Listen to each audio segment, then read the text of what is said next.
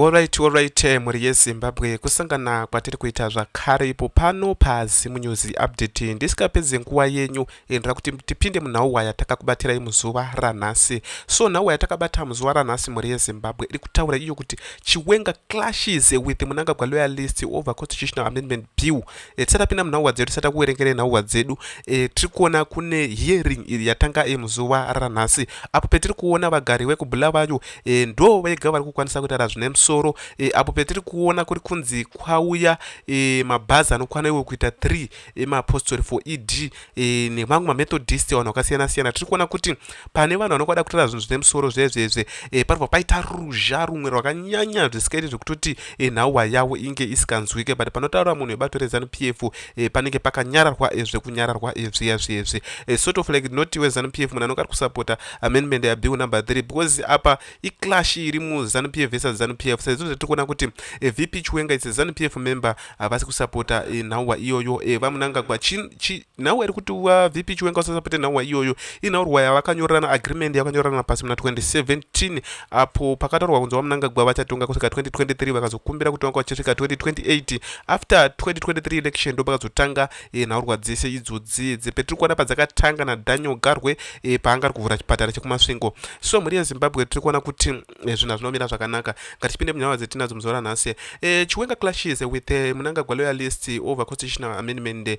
Chiwenga wants a politburo that pushing through constitutional amendment without a referendum risk. Tiri kuona panapa VP Chiwenga vanenge vachatangirwa nedare apo petiri kuona maalai apresident Emmerson Mnangagwa ese ari kubatanidzwa kuti anga achipinda mucentral committee, anga achipinda mupolitburo because central committee politburo ndo ZANU-PF yacho. Tiri kuona kuti ungagona ita MP, ungagona ita chi, but institution politburo, institution central committee unenge utorimo muZANU-PF wakajegera nyange wakazodzika unzi minister uri chi. So tiri kuona vaMnangagwa vari kuisa maalai sezvo tiri kuona kuti potungwarara chaiye zvaitombonetsa kuti apinde mucentral committee akapinda akakoapta futi mupolitburo inova iri alai yapresident Emmerson Mnangagwa. So tiri kuona panapa muri yeZimbabwe tava kuti tiwerenge tese munyatse kuona kuti chii chiri kunyatsa kumboitika.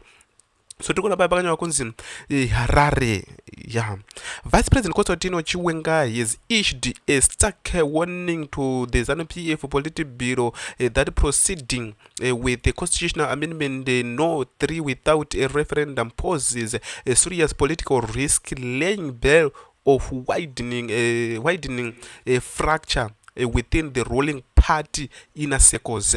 Tiri kuona muri yeZimbabwe ndo zviri kuitika, ndo mashoko ari kutaurwa naVice President Constantino Chiwenga. So tiri kuona pana Chiwenga, the former military commander who masterminded the 2017 coup that swept President Emmerson Mnangagwa to power, has reportedly been employed in a series of tense exchanges with the presidential loyalist over the bill which would extend President Emmerson Mnangagwa's term rule beyond the constitutionally mandate 2 terms limits.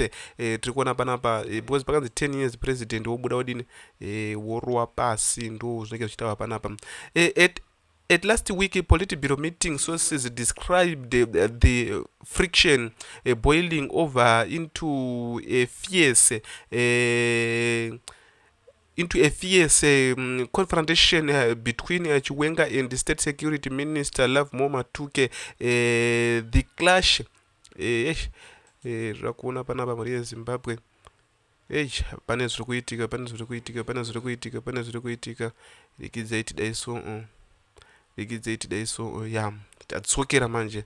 So tiri kuona panapa muri yeZimbabwe tiri kuti tiwerenge tese tinyatse kuona kuti chii chiri kunyatsa kumbotora nzvimbo panapa.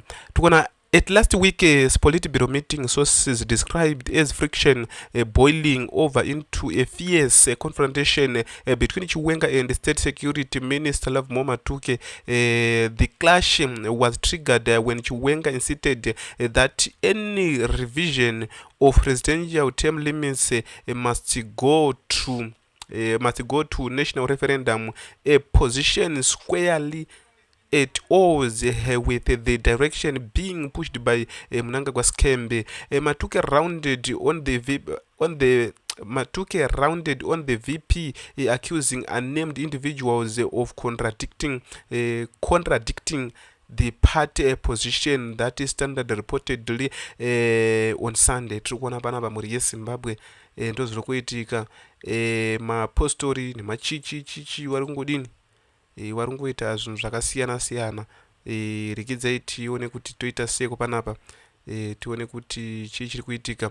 So tikuona panapa kuti Chiwenga did not back her down, and the Stanford draws in defense minister Upamchinguri and Zimbabwe ZANU-PF Commissar Munyaradzi Machacha, who sided with Matuke. Chiwenga reminded the room of his credential, telling those present that he is a general who fought to liberation the country, while others sought refugees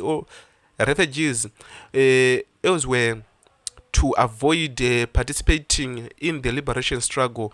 Tikuona panapa tiri kuti tidzike nayo, munyase kuona kuti chiri kuitika. Wanaona kuudzana makuvhu nematete kutoti isusu titakaliberata nyika inoye panenge pasina mira zvakanaka. So tikuona pada pacho wakunzi the political clash followed the remarks Chiwenga made at the funeral of the late Kumbirai Kangai's wife, brigadier vana brigadier vakasheka kudhara wainzi Kumbirai Kangai. So Chiwenga vakaenda kunatenda yacho wambobuda ndambovabudisa panapa vachitaura nezvavo kuti wakashaya papari kubuda mwana wachivhayo achitamisa 20,000 pabirthday achinzi vamwe vanhu vari kushaya vakatoliberata hondo yacho.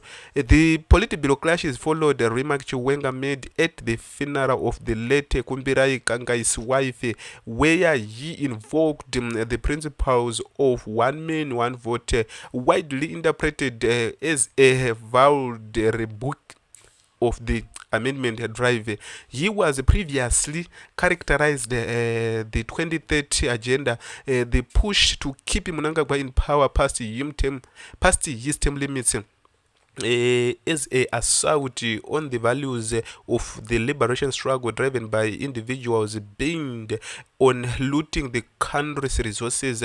Mnangagwa appealed to fire back the following day using a central committee address to denounce what he called more condensed, posing self-serving agendas. Political analyst views the amendment push as a deliberate effort of neutralized Chiwenga's own presidential ambition.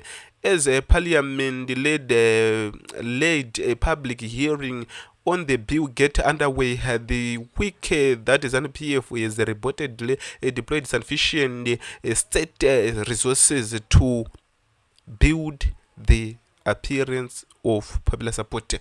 Tikuona varume ava vari kudzorerana mashoko, because yakadaro mashoko mashoko aya ari kurufu kwa the late mukadzi the late brigadier Kumbirai Kangai, his wife.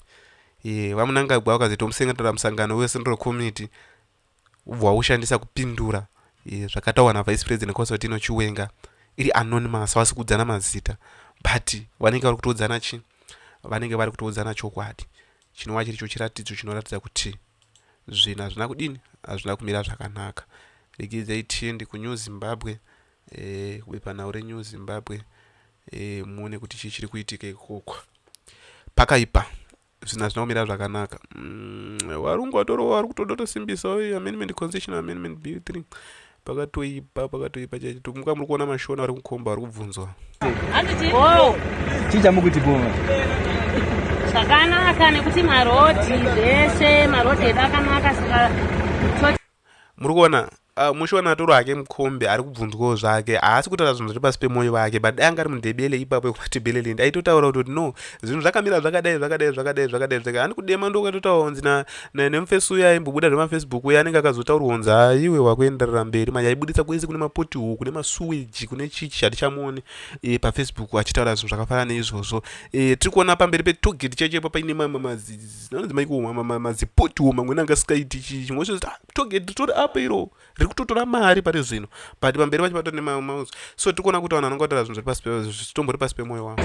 ngatiwedzerei makore kuitira kuti vapedze basa rese ravakatanga muZimbabwe. pabhiu iri ndiripi pati yamungezofarira yamungezoti iyi ndo yakanaka and why? Number 3 imuti chi View number 3. Ilikuti view number 3. Number 3.